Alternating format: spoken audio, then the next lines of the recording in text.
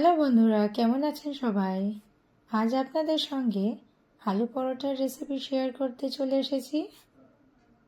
তো চলে আসেন আমার রান্নাঘরে, একদম মুচমুচে আলু পরোটা বানাবো। একটা বোল নিলাম, আটা মাখিয়ে নিলাম। আটা, লবণ, রিফাইন তেল আর পরিমাণ বুঝে জল।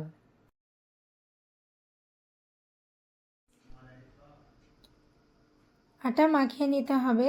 লাস্টে একটু তেলে সামান্য মাখিয়ে নিয়ে আটাটাকে ঢেকে রেখে দেব।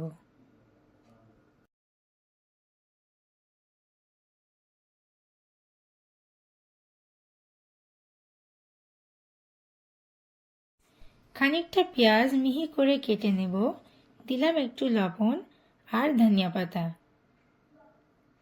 ভালো করে হাতে চিপে নিতে হবে।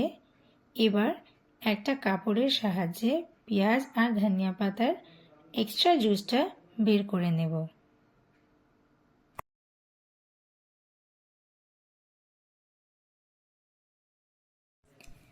এবার একটা মিক্সিং বাউল নিলাম। দিলাম কটা সিদ্ধ আলু, লবণ, বিট লবণ, চাট মশলা, লেবুর রস, কাঁচা লঙ্কা কুচি। আলুগুলো ভেঙে নেব। তারপর দেব নিংড়ে রাখা পেঁয়াজ, ধনিয়া পাতা। এবার ভালো করে ম্যাশ করে নেব।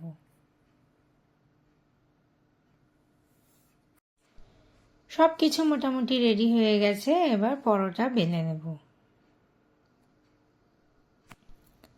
দুটো করে লাচি কেটে নেব, ঠিক ছোট লুচি সাইজের।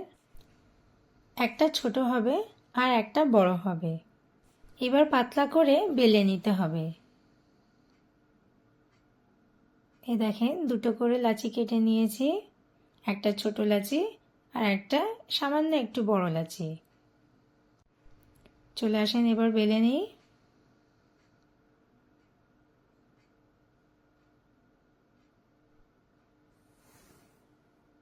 এই যে আমি এই রুটিগুলো বেলে নিলাম।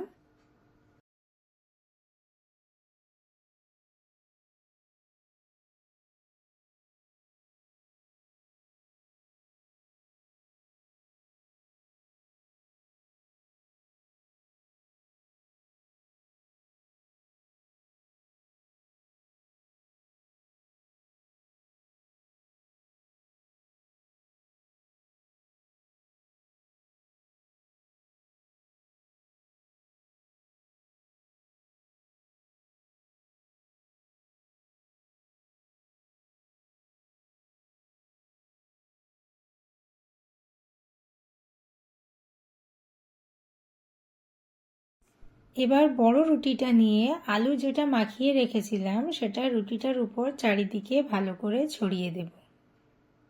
এই যে ঠিক এইভাবে, যেভাবে আমি দিচ্ছি দেখে নেন। একটু বেশি করেই দেব।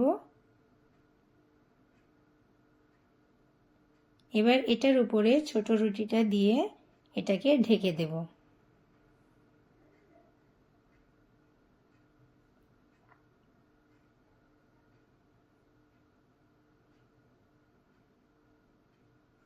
আর ব্যাস, গল্প শেষ।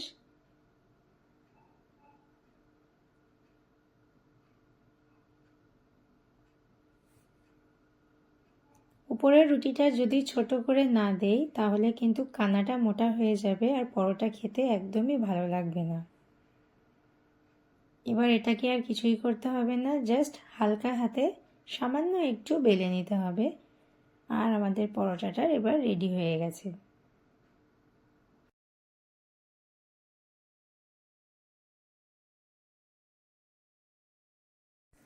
তাওয়া গরম করে পরোটাটা দুই দিকে উল্টে পাল্টে আগে সেঁকে নেব। তারপর ঘি দিয়ে গ্যাস লো ফ্লেমে রেখে পরোটাটা মুচমুচে করে সেঁকে নেব। আলু পরোটা তো রেডি হয়ে গেল। আপনারা কেমন এনজয় করলেন অবশ্যই আমাকে কমেন্ট বক্সে এসে জানাবেন বন্ধুরা। আবারও দেখা হবে নতুন একটা রেসিপির সঙ্গে। সুস্থ থাকবেন, ভালো থাকবেন।